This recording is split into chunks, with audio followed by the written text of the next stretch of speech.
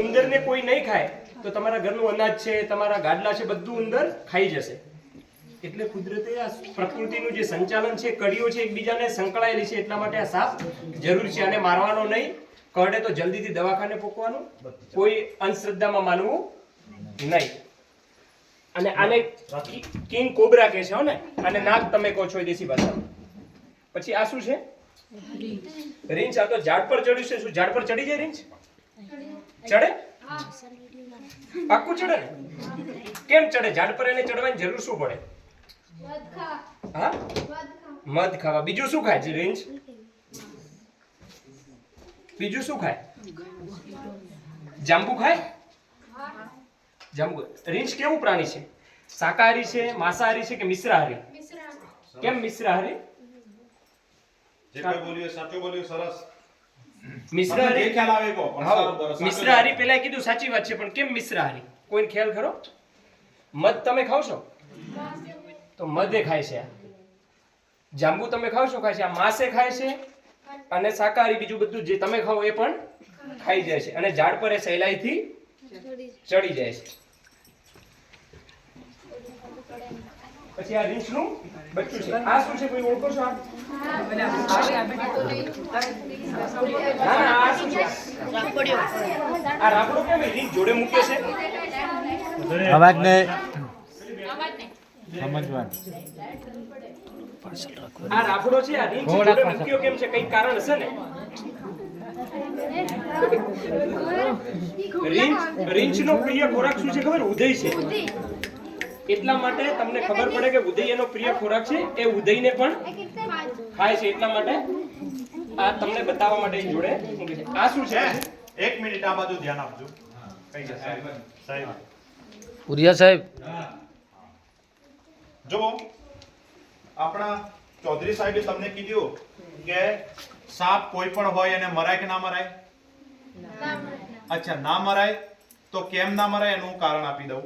એક તો આપણા ઇતિહાસમાં ગોગાદેવ, નાગદેવ કહેવામાં આવ્યા છે. શંકર ભગવાનના ગળામાં શું હોય? એમના હાથે શું હોય? પણ એમની એટલી બધી વેલ્યુ કેમ આપી છે હું તમને કહી દઉં. બીજું, આ બાજુ ચૌધરી સાહેબે શું બતાડ્યું? રાફડો. શું બતાડ્યું? રાફડો. હવે આ કેમ જરૂરી છે એનું હું તમને ટૂંકમાં કહી દઉં.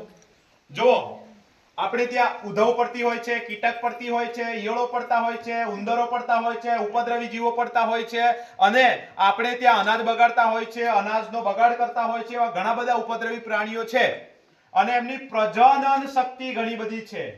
એક ઉંદરની જોડી હોય ને, એક વર્ષમાં સારું એવું અનાજ ખાઈને તંદુરસ્ત થાય ને, તો બીજા એક વર્ષમાં એટલે 2 વર્ષની અંદર એ 250 બચ્ચાને જન્મ આપે. કેટલા? 250. અને જો ત્રીજા વર્ષે એ બીજા 250 ને જન્મ આપશે તો શું થશે? 25,000 થી 35,000 બચ્ચા પેદા થઈ જશે. કેટલા? અગર 25,000 ઉંદર એક કલાકમાં, એક ઉંદર એક મકાઈની ડોડી ખાઈ જાય કે ના ખાઈ જાય? ખાઈ જાય. તો અગર 25,000 ઉંદર એક કલાકમાં 25,000 ડોડીઓ ખાઈ જશે તો કેટલું ખાઈ જશે? આખું ખેતર ખાઈ જાય ને? તો આજે આ ખેતર ખાઈ જવાનું, કાલે પેલું, પરમ દિવસે પેલું, 10 દિવસમાં આખા ગામના ખેતર પૂરા. તો એ 25,000 ઉંદર અગર આજે છે, પણ એ 25,000 પહેલા કેટલા હતા? 2 જ હતા. એ 2 હતા ત્યારે શું કરતા હતા? એ શું કરતા હતા? અનાજ ખાવા આવતા હતા અને પછી બખોલમાં પેસી જતા. માણસ બંદૂક તો મારે નહીં. અગર દવા છાંટીને ઉંદરને મારી નાખે તો એ પાછો મરતા મરતા અનાજમાં પેસી જાય તો અનાજ બગડી જાય, સડી જાય. અખર બખોલમાં મરી જાય તો પાછો ગંધાયા કરે. એને જાય ને કાઢે કોણ? એને પકડે કોણ? તો એને કુદરતે સંચાલિત કરવા માટે સાપ બનાયા. શું બનાયા? સાપ. એટલે સાપનું શું કામ?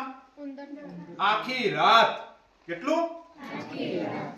બખોલોમાં જવાનું, કીડી ખાવાનું, મકોડું ખાવાનું, કહારી ખાવાનું, ઉધવ ખાવાની, પૂંદા ખાવાના, જીમોલિયો ખાવાની. જેમોલિયો મતલબ આવું જે કીટકો ઈટકો છે ને, જે ભવિષ્યમાં ઉપદ્રવી જીવો થઈ જાય, એ જ ખાવાનું. ચોમાસામાં તમે કહો છો ને ભાદરવા કેટલા બધા નીકળી જાય છે? 10-15 દિવસમાં સાપ. કુદરતી સિસ્ટમ ગોઠવી છે, બરાબર ને? તો ઉંદરની પણ આ રીતની સિસ્ટમ છે, કહારીઓની પણ સિસ્ટમ છે. તો જે રીતે આ બધા ઉપદ્રવી જીવો છે એ આપણા અનાજમાં ડિસ્ટર્બ કરે, આપણને અનાજની તંગી પાડી દે, હડાવી દે, ઘટાડી દે, એ બધું ના થાય એટલા માટે કુદરતે ઓટો કંટ્રોલ કરવા માટે શું બનાવ્યા છે? પણ આ સાપ તો મોટો, આટલીક જેમો કહારી ખાઈને એનું તો પેટ ભરાય નહીં. એટલે કુદરતે નાના મોટા બધા અલગ અલગ સાપ બનાવ્યા. કેવા? તમને કહું, એક બિલાડીનું બચ્ચું પણ ખાઈ શકે એવાય સાપ છે. પણ ખુદ બિલાડું ખાય એવા સાપ નતા, એટલે ભગવાને અજગર બનાવી. અને આ પાછા અજગરને એટલું કઈક જીવજંતુ મળે તો એમાં તો ધરવું આવે ને, તો એના માટે નાના સાપ બનાયા. તો સાપ કેવા હોય છે? નાના હોય, પતલા હોય, જાડા હોય, લાંબા હોય, ટૂંકા હોય, શક્તિશાળી હોય. તમને કહું, 1.5 મણના પણ અજગર છે. કેટલા? 1.5 મણ. એક છોકરાનું વજન, આ ભાઈ છોકરાનું વજન 1.5 મણ હશે, અને અજગરનું પણ વજન 1.5 મણ છે. એવા છે. કેમ? કારણ કે મોટા મોટા ઉંદર આવે, ખબર છે? માણસ સૂત્યો હોય તેનો પગ ખાઈ જાય એવા ઉંદર આવે છે. તો એને કયા સાપ ખાશે? આ સાપથી તો તાકાત નથી. અચ્છા, બીજી વસ્તુ, સાપ કેટલા પ્રકારના છે ગુજરાતમાં? 55. કેટલા? 55. કેટલા? 55. અને ઝેરી કેટલા કહું? ફક્ત 4. તો દેશી ભાષામાં એક વાત કહું, એક ગામમાં 55 પુરુષો છે. કેટલા? 55. ચોર ફક્ત 4 છે. કેટલા? 4. હવે તમે આખા ગામને ચોર કહો તો ચાલે? ના. તો બધા સાપને ઝેરી કહો તો ચાલે? ના. તો એટલીસ્ટ બધા ઝેરી ના હોય. પણ એ ઝેર શેના માટે છે? તો હું તમને કહું, સાપનું ઝેર કેમ છે, કુદરતે કેમ આપ્યું, તો હું તમને એક વાત કહું, સાંભળો. આ જે સાપનું ઝેર છે ને, એ દુનિયાની કિંમતી સૌથી મોટી એન્ટીબાયોટિક દવા બનાવવામાં ઉપયોગી છે. આ કેમિકલ પ્રદૂષિત ઝેરી ઝેર નથી. આ એન્ટીબાયોટિક ઝેર છે, એટલે એ આયુર્વેદિક ઝેર દવા છે. સમજાવું તમને. એક ફોરેસ્ટની ગોળી, એક દવા મારવાની દવા, આ કેમિકલી ઝેર છે. શું છે? કેમિકલ. અને સાપનું જે ઝેર છે, આયુર્વેદિક શક્તિનો અણુ છે. તમને સમજાવો. આ બમ બને ને, શું બને? બમ. એમાં શું વપરાય? Uranium, lithium. શું બને? બમ. બમ બધે ફૂટે ને. Potash, RDX. એ આરડીએક્સ જ્યાં બને ને, તો આખી ગાડીઓના ચીથડા ઉડી જાય. શું થાય? તો બમ બળીને ફૂટે. તો એ આરડીએક્સ નો પોટાશ કાઢી અને વીજળી બનાવવામાં આવે ને, તો લાઈટ લગડે. શું લગડે? અને એ લિથિયમની બેટરીઓ આપણા મોબાઈલમાં બેટરીઓ બની અને આજે આ લાઈટ બની છે. શું બની છે? તો તમે કહો, એ પોટાશ ઉપયોગી છે કે ખરાબ છે? એ તો માણસની જાત પર જાય કે એને બમ બનાવો છે કે મોબાઈલની બેટરી બનાવી છે. બરાબર? તો એક્ચ્યુઅલી સાપનું ઝેર બહુ કિંમતી અને બહુ ઉપયોગી છે. ઘણું ઉપયોગી છે અને અતિ ઉપયોગી છે. વર્ષો પહેલા એના ઝેરનો ઉપયોગ બહુ શક્તિશાળી સશક્ત માણસ બનાવવાના ખાવામાં એક ટીપા ટીપા ઝેર આપવામાં આવતું હતું.